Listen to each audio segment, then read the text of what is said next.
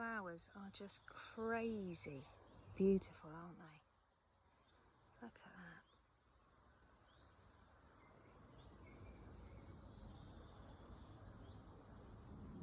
that. It's got to be the Festiva Maxima peonies, I think, for my queen flowers.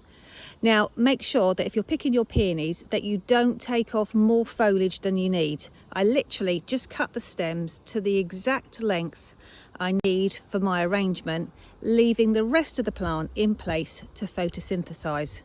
If you find your flower heads are a little bit on the heavy side from all the rain that we've been having, just tip the stems upside down once you've picked them, and then just give them a good shake backwards and forwards, and that should knock off most of the rain and lighten the flower heads.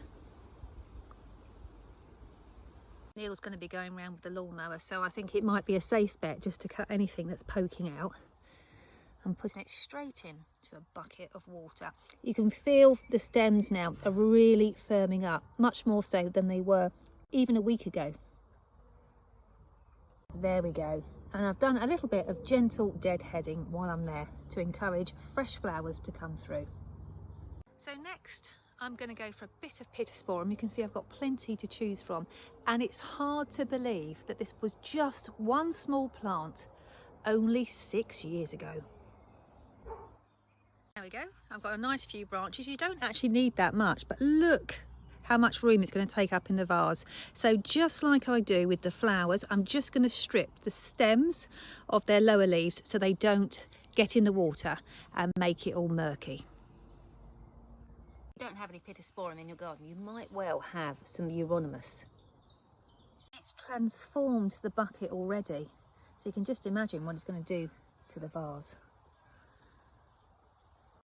Now this is called Agrostemma. I was looking for something that would complement, at this time of the year, the Orlea and the Sweet Rocket with a different shape. And I think I found it. I'm trialling lots of different varieties, so I will make the best ones available in the Autumn Jumpstarter seed shop. And then I'll show you how to sow and grow it. This plant is almost as tall as me. Incredible.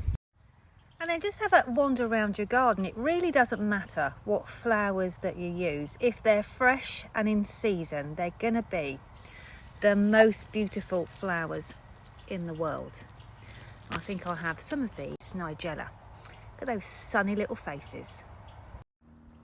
Oh look, these are nice. This is perennial campanula. So this is flowering at this time of the year. And we've also got the biennial campanula behind it. So whatever you've got, it really doesn't matter. I'm going to show you some tips on conditioning the flowers as well shortly. Next, I'm harvesting some sweet peas. I'm keeping with the white theme just for the time being. And you can see about half the flowers are open. You want to make sure that they're not too closed, otherwise they might fail to develop in the vase. Sweet peas don't have the longest vase life, however I do find they're astonishing at this time of the year. So earlier on in the season you have a much longer vase life because the plants are fresher, but as we go through the season you will find that the vase life is shorter. These are a bit too over, so I wouldn't give those away. However, if you're just cutting them for the house and you don't mind a little bit of petal drop, then it really doesn't matter. This is our incredible Breezer Maxima. Now I have had a few questions about harvesting the stems, whether to cut them or to tug them. It's completely up to you. If you're going to tug them out of the soil, then I would recommend that you pull them from quite low down because that's more gentle. There we go. Pull them out for you. Now something like Euphorbia is wonderful in arrangements at this time of the year. It just gives it that lovely late spring, early summer zing of colour. However, you do need to be careful because it's got a bit of a sticky, toxic latex sap. Now, as a precaution, I always wear my marigolds or rubber gloves. If you're from overseas, we call rubber gloves marigolds and our vacuum cleaners hoovers still, after all this time. Now, wearing the rubber gloves, just as a reminder, isn't it, is much less risk of you, not only does it keep it off your skin, but there's much less risk of you ever touching your face if you're wearing your rubber gloves, because that acts as a reminder. As soon as you cut your Euphorbia, can you see it starts bleeding this milky sap? So I find it's best to cut the stems to the length that you want them to be straight away, because every time you recut the stems, you could start the bleeding again. And then give them their own water to condition in so that the stems callus over, and then once that happens, once they're conditioned overnight, then they are absolutely fine, just like daffodils. They'd be absolutely fine to arrange with other flowers. So here I've got my stems. I've cut them to the size of the vase that I wanted. I've taken off the lower leaves, and if you look closely, can you see the milky sap bleeding into the water? So we'll leave the flowers to condition for as long as it takes for them to completely callus over, and then they'll be safe to put into your arrangements and mix with other flowers. Mind you, they look stunning just as they are, don't they? Now, perhaps you've got a couple of stems in your bucket that maybe were a little bit on the young side and are already starting to wilt. Now, rather than just simply discard them, what you could do is try giving them a sear in boiling water. And what that does is it increases the surface area that the stem can absorb water, hopefully pumping more to the top of the plant and stopping the wilting process. Still need to condition them in the flower shed overnight, but hopefully by the time you come back down in the morning, they will be perked right up. Let me show you. I've got here some boiling water, which I'm going to use to sear the stems. You can also get products from some floristry products. This is called Quick Dip. So when I was arranging wedding flowers all the time at this time of the year, and I didn't want to be carrying around boiling water, then I would just dip the ends in a solution of Quick Dip, which did the same job. I've had this container for 6 years. You don't really need an awful lot of it, and only really at this time of the year. I don't tend to use it at all in the autumn. Here some stems of Olea grandiflora, and for the most part they're standing up nicely. However, these are a bit underdeveloped and a little bit wilty, so I shall give the stems a sear to increase the surface area the plant can take water up. Go, and then plunge, turning the blooms away from the steam, because we don't want them getting cooked, do we? Just the stems. And I'm going to hold them in here for about 15 seconds.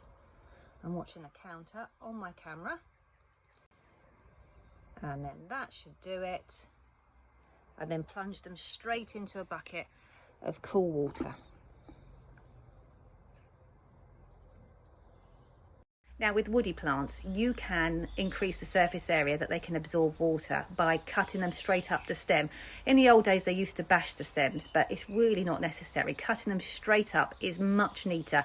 And if you bash them, you're likely to dislodge debris, which will then mix in the water and contaminate it and maybe block the stems of the other flowers. So cutting them up the stem is a much neater, safer option. Let me show you. Here I've got some woody stems. I've got some lovely Philadelphus, and I've got some Pittosporum. Now, I don't think these are going to wilt. However, if the tops of your cuttings, your stems, are looking just a little bit soft and liable to wilt, then what you can do is cut up the woody stems to increase the surface area. So here's our stem of Philadelphus, and what I'm going to do, I've got some sharp snips here, is I'm just going to cut up the middle of the stem, basically cutting the stem in two, like so. Just remove some of these lower stems because they would just end up in the water. And can you see that I've now split the stem in half and increased the surface area of where the water can be absorbed into the stem.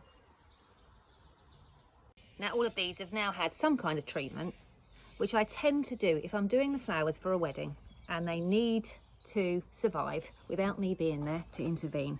Then I would tend to do that as a matter of course, just for super safety.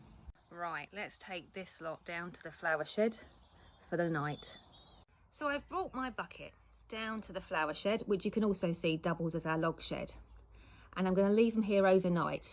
The cool darkness of the flower shed will allow the flowers to fully hydrate, ready for arranging. But you'll also notice that the doorway is wide open. Now, what that will do is if we've got any hitchhikers, any pollen beetles or ladybirds nestling in the flowers, as the sun comes up in the morning, they will notice it's much lighter and brighter out there.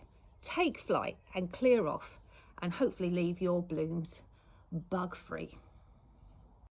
Now, bugs really do not want to be in your sitting room any more than you do. Problem is, you tend to pick them really quickly, then put them on the windowsill near the light, where they will then try and make their escape, finding that the glass is in the way. So giving flowers a pick in the evening, allowing them to rest overnight with the window or door, or if you just put them in your shed and leave the door open, as long as you rescue them before the sun comes up and hits them in the morning, because there's nothing that makes flowers wilt quicker than a direct blast of sunshine. That and wind will make your flowers wilt. So you just need to give them a nice long time for the flowers to rehydrate, the bugs to notice that they're indoors and make their escape back out into the garden where they're supposed to be.